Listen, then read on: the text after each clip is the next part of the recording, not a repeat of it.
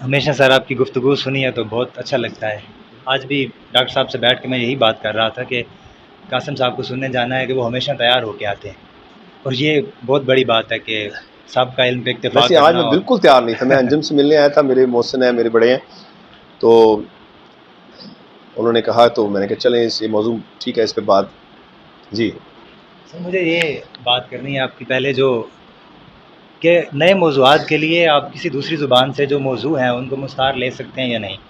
تو جو لوگ بڑی بڑی جنہوں نے تبدیلیاں پیدا کی, غزل میں کی ہوں یا کسی اور صنف میں کی ہوں, انہوں نے بھی موضوعات جو ہیں وہ مستعار لیے ہیں دوسری زبانوں سے. ابھی آپ نے ایک شعر کا حوالہ دیا, اب جان جس میں خاکی سے تنگ آ گئی بہت, کب تک اسے ایک ٹوکری مٹی کو ڈھوئیے. تو یہ فارسی کا ایک شعر ہے اور ہو بہو ایسا ہی ہے کہ وہ شعر ہے کہ ہر کجا رفتم غبار زندگی درپیش بود, یا خدا خاک پریشاں کجا برداشتم. یا میر صاحب کا وہ کہ جاتا ہے یار تیغ بکف غیر کی طرف, اے کشتہ ستم تھی غیرت کو کیا ہوا. اور وہ یہ کہ نہ شود نصیب دشمن کے شود ہلاک تیغت, سر دوستاں سلامت کے تو خنجر آزمائی. ابھی بھی جو ہمارے نظم گو ہیں یا غزل گو ہیں جو باہر بیٹھے ہوئے ہیں, تو وہ وہاں سے مضامین جو ہے وہ مستعار لیتے ہیں. اور خصوصاً ہم نے نظم سے ہی بہت ساری چیزیں مستعار لی ہیں, جو نئی چیزیں آئی ہیں ہمارے پاس وہ بھی نظم کی ہی مستعار لی ہوئی ہیں. ابھی آپ نے زبان کی بات کی, تو سب سے بڑی میں سمجھتا ہوں رکاوٹ بھی زبان ہے, اور منافع بخش چیز بھی زبان ہی ہے. ٹریٹمنٹ جیسے آپ کہہ رہے تھے بعض دفعہ پرانے موضوع کو بھی بدل دیتا ہے, بعض دفعہ ایسا ہوتا ہے کہ وہ جو ٹریٹمنٹ ہے وہ اس کو پھنسا دیتا ہے, بعض دفعہ ایسا ہوتا ہے کہ ہم مقامی لفظ اٹھاتے ہیں اور ان سے بڑی چیزیں پیدا ہو جاتی ہیں.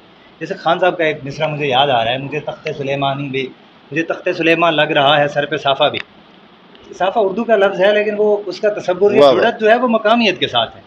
وہ جو ہمارا مقامی وہ پنجابی اور سرائکی کلچر ٹھیک ہے ہے. اس پہ سر پہ رکھنا, اس کو عزت کے مقام پہ رکھنا یا گرمی سے بچنے کے لیے رکھنا, جس سے بھی وہ بھی ہو بعض دفعہ تو آپ کے لیے وہ غنیمت ہے. تو زبان رکاوٹ بھی ہے, زبان جو ہے وہ فائدہ مند چیز بھی ہے. دوسری بات یہ ہے کہ جو انہوں نے کہا تھا کہ چیزوں کو اپڈیٹ نہ کرنا, مطلب اگر نظم والوں نے چیزیں لائیں وہ مطلب ٹیبل کو لے کے آئے, پھر ڈیسک ٹاپ استعمال کرنا شروع کر دیا, انہوں نے ریموٹ استعمال کیا ہے, جو بھی چیز نہیں آتی گئی ہے وہ خود بخود اپنے آپ کو اس چیزوں کے متعلق ڈالتے گئے. ابھی غزل گو ایک ہمارا ہے عقیل عباس, اس دن آ کے انہوں نے خان صاحب کی صدارت میں ہمیں شعر سنائے, اس نے بڑے خوبصورت شعر کہے ہوئے. ان کا ایک شعر ہے, خدا کو خط لکھوں گا خودکشی کا, لکھوں گا میں ریزائن کر رہا ہوں. وہ ریزائن جتنی سہولت سے آیا ایسا واہ, لگتا ہے جیسے وہ اسی زبان کا لفظ ہو اور اسی جگہ کے لیے بنا تھا. یہ مقامیت کے ساتھ ہمارے جو روزمرہ کے مشاہدے اور تجربے ہیں جن کو ہم فراموش کر دیتے ہیں, کہ اس نے اپلوں پہ دیگچی رکھی اور پکنے لگا شباب اس کا. تو یہ بھی میرے خیال میں ہمارے ہاں اردو میں اپلوں پہ دیگچی رکھنا اور استعمال کرنا, یہ شاید پہلے استعمال ہوا ہو یا نہ ہو, میرا مطالعہ اتنا ظاہر زیادہ نہیں ہے, میں ایک طالب علم ہوں, لیکن انگلش نظموں میں یہ چیزیں استعمال ہوئی ہیں.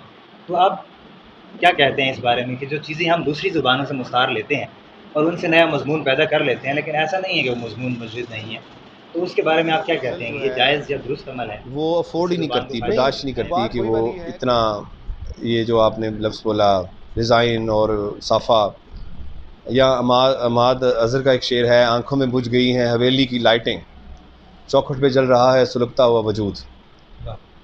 اب لائٹیں آیا, بڑی سہولت سے آ گیا لائٹیں, تو غزل دو چار دفعہ تو کرنے دے گی, پھر وہ اٹھا کے آپ کو مارے گی. مسئلہ یہ ہے نا کہ ہم نے رکھا ہوا ہے غزل کو بڑا سنبھول کے کہ یہ غزل یہ ہے. جب آپ توڑتے ہیں تو پھر ظفر اقبال کی طرح بہت ہی توڑ پھوڑ کا شکار کر دیتے ہیں اور بہت ہی بعض وہ کیریکیچر سا بنا لیتے ہیں. تو سنجیدہ کوششیں اس طرح ہوئی نہیں, چند شاعروں کے علاوہ جو کر رہے ہیں, کرتے بھی ہیں. تو غزل کو مضمون نیا آنا بہت ضروری ہے. آپ نے یہ شعر پڑھا, یہ آخری والا ہنڈیا والا, تو اس میں پھر مضمون تو وہی والا ہے. مجھے ابھی فوری یاد آیا ہے ایک شعر, پنجابی میں انجم کے ساتھ ہی تھا میں, مجھے اب وہ شخص, مجھے شعر بھی یاد نہیں ہے تو وہ بندہ بھی مجھے یاد نہیں ہے, فیصل آباد سے تھا وہ. تو اس نے ایک بڑا خوبصورت شعر پڑھا تھا, اور میں شعر بھی شاید اتنا صحیح پڑھوں, لیکن مجھے اس کا مضمون نے اتنا چونکایا کہ میں کئی دفعہ سنا چکا ہوں. وہ کہتا تھا, لے جا جو لے جا سکدا اتھوں لے جا, لے جا جو لے جا سکدا اتھوں لے جا, ایک بابے دا حکا ٹنگیا رہن دے.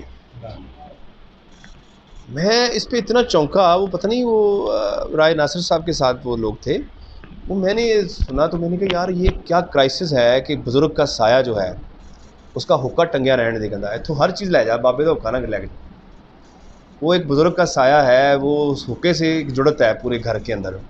اس نے اس حقے کو پوری ہے جو جینیٹک اس کا جو چلا آ رہا ہے، اس کا جو ورثہ ہے، وہ خاندانی ورثہ، عزت وقار، سایہ، شفقت، اس نے اس کی علامت بنا دی حقے کو. اور موضوع کس طرح ہے کہ یار جو ہی حقہ جاتا ہے نا اندر سے، حقہ جو ہے نا نکلتا ہے نا، باپ اٹھا، ماں اٹھی، گھر ویران ہو جاتے ہیں، ٹوٹ جاتے ہیں. تو وہ ہر چیز کا کمپرومائز کر رہا ہے. شاعر کہتا ہے کہ اتوں جو چیز لے کے جا سکتا لے جا، لیکن میرے بابے کا حقہ نہ لے کے جا. ایک حقہ ہے جو وہ پیتا ہے اور سایہ ہے، اور وہ اس نے ایک علامت بنا کے پیش کی.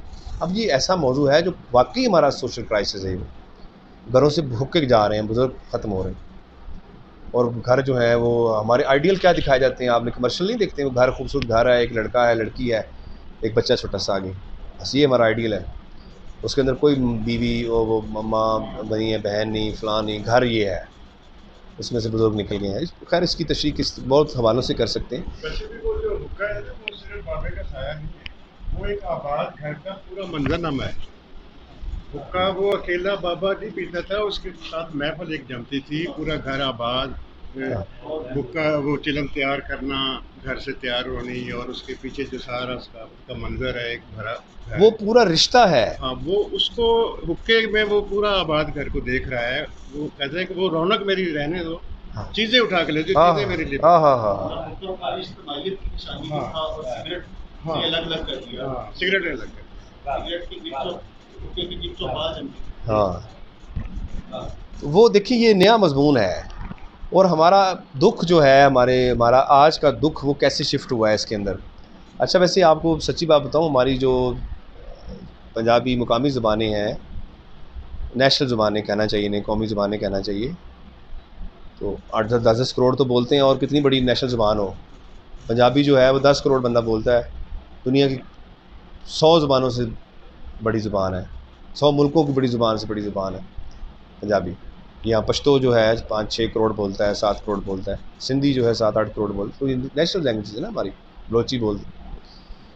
تو ان کے اندر جو تھاٹ ہے وہ اوریجنل ہے، ڈائیورسیفائڈ ہے، نیا ہے، خیال نیا ہے، نئی چیز اس میں آ رہی ہے. وہ اپنا سوچتے ہیں، وہ کلاسیکل بیریئر جو ہے انہوں نے وہ توڑ دیے ہیں، یا ان کے ہاں اس طرح بن ہی نہیں پائے جس طرح غزل کا بنا.